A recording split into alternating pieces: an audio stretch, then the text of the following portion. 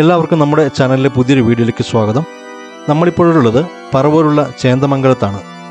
പ്രസിദ്ധമായ Jewish synagogue കണ്ട ശേഷം പിന്നീട് നമ്മൾ പോകുന്നത് തൊട്ടടുത്തായി സ്ഥിതി ചെയ്യുന്ന ചരിത്ര പ്രാധാന്യമുള്ള ഹോളി ക്രോസ് ചർച്ചിലോട്ടാണ്. കേരളത്തിലെ മുസ്ലിംസ് ഹെറിറ്റേജ് ഏരിയയിൽ സ്ഥിതി ചെയ്യുന്ന വളരെയധികം ചരിത്ര പ്രാധാന്യമുള്ള പള്ളിയാണ് ഹോളി ക്രോസ് ചർച്ച്. ഈ പള്ളിയും മുസ്ലിംസ് പൈതൃക പദ്ധതിയുടെ ഭാഗമായിട്ടുള്ള ഒന്നാണ്. എറണാകുളം ജില്ലയിലെ ചേന്ദമംഗലത്ത് സ്ഥിതി ചെയ്യുന്ന ചരിത്ര പ്രാധാന്യമുള്ള ഈ ദേവാലയം 1577 പോർച്ചുഗലിൽ നിന്നുള്ള ജെസ്യൂട്ട് വൈദികരാണ് ആരംഭിച്ചത്. ഈശോ സഭ എന്ന പേരിലാണ് ഇവർ നമ്മുടെ നാട്ടിൽ അറിയപ്പെടുന്നത്. മഹാനായ ക്രിസ്ത്യൻ മിഷണറി ആയിരുന്ന വിശുദ്ധ ഫ്രാൻസിസ് സേവ്യർ ഈ പള്ളിയുടെ പഴയ കെട്ടിടത്തിലാണ് താമസിച്ചിരുന്നത്. ജെസ്യൂട്ട് മിഷണറിമാർ ഇതുകൂടാതെ തന്നെ ഒരു പ്രിന്റിംഗ് പ്രസ്സും ഒരു സെമിനാരിയും ഇവിടെ സ്ഥാപിച്ചിരുന്നു. സെമിനാരിയും പ്രിന്റിംഗ് പ്രസ്സും എല്ലാം പൂർണ്ണമായും തകർന്ന അവസ്ഥയിലാണ് ഇപ്പോഴുള്ളത്. വൈപ്പിക്കോട്ട സെമിനാരി എന്ന പേരിലാണ് ഇത് അറിയപ്പെട്ടിരുന്നത്. ടിപ്പു സുൽത്താന്റെ ആക്രമണകാലത്ത് പള്ളിയും പള്ളി കെട്ടിടത്തിന്റെ പല ഭാഗങ്ങളും തകർന്നായി പറയപ്പെടുന്നു. കൂടാതെ തന്നെ 16-ാം നൂറ്റാണ്ടിലുണ്ടായിരുന്ന വട്ടെഴുത്ത് എന്ന് പറയുന്ന പഴയ മലയാളം ലിഖിതങ്ങൾ പള്ളിയുടെ മതിലിന് മുന്നിൽ നിന്നും കണ്ടെത്തിയതും ഈ പള്ളിയുടെ പഴയ പാരമ്പര്യത്തിനും പൈതൃകത്തിനും തെളിവാണ്. ക്രിസ്തുവിന്റെ 12 ശിഷ്യന്മാരിൽ ഒരാളായിരുന്ന സെന്റ് തോമസ് AD 52 കൊടുങ്ങല്ലൂരിൽ എത്തിയതായിട്ടാണ് ചരിത്രം.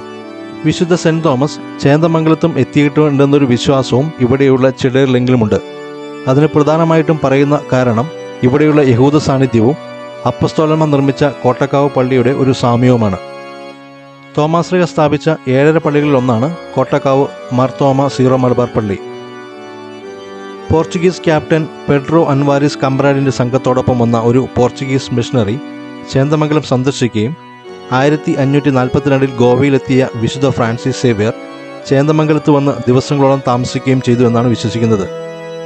ബിഷപ്പ് മാർ എബ്രഹാമിന്റെ അധ്യക്ഷതയിൽ അങ്കമാലി സുനഹദോസ് എന്നറിയപ്പെടുന്ന മലങ്കര സഭ പ്രതിനിധികളുടെ പൊതുയോഗം ചേന്ദമംഗലത്ത് സെമിനാരി സ്ഥാപിക്കാൻ ഏകകണ്ഠമായി തീരുമാനിക്കുകയും തീരുമാനപ്രകാരം ബിഷപ്പ് മാർ എബ്രഹാം സെമിനാരിയുടെ നടത്തിപ്പിനായി ജെസ്യൂട്ട് മിഷണറിമാരുടെ സഹായം അഭ്യർത്ഥിച്ച് മാർപ്പാപ്പയ്ക്ക് കത്തെഴുതുകയും ചെയ്തു.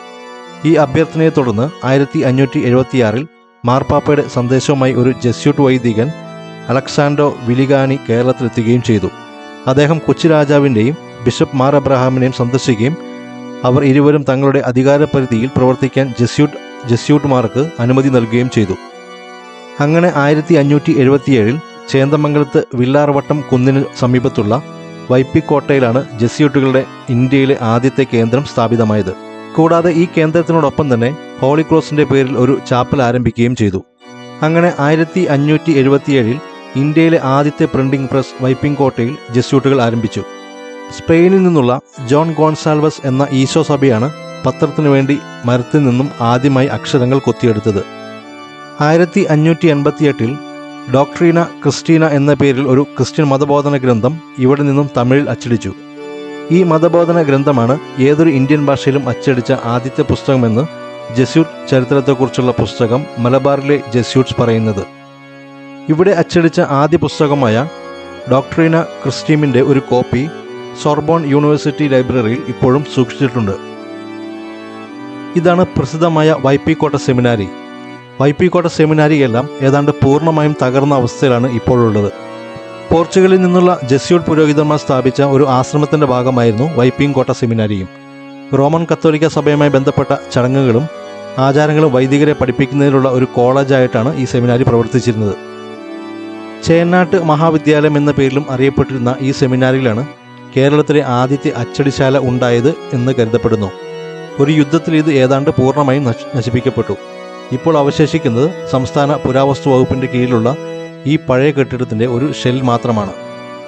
കൂടാതെ ഈ പ്രദേശത്തു നിന്നും കുഴിച്ചെടുത്ത മൺപാത്രങ്ങൾ തൃശ്ശൂരിലെ സംസ്ഥാന പുരാവസ്തു മ്യൂസിയത്തിലേക്ക് മാറ്റിയിട്ടുണ്ട്. 1602 ചേന്ദമംഗലത്ത് സുറിയാനി ഭാഷയിൽ അച്ചടി ആരംഭിച്ചത്.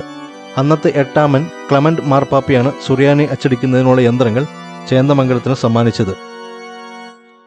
1581 ഏതാണ്ട് 60ഓളം വിദ്യാർത്ഥികൾക്ക് എല്ലാ സൗകര്യങ്ങളോടും കൂടിയ ഒരു സെമിനാരിയും ഇവിടെ സ്ഥാപിക്കപ്പെട്ടു. കൊച്ചി രാജാവ് സെമിനാരിക്ക് എല്ലാവിധ പിന്തുണ നൽകുകയും 30 വിദ്യാർത്ഥികളുടെ വിദ്യാഭ്യാസത്തിനായി എല്ലാ വർഷവും 300 രൂപ ഗ്രാൻഡായി നൽകുകയും ചെയ്തു.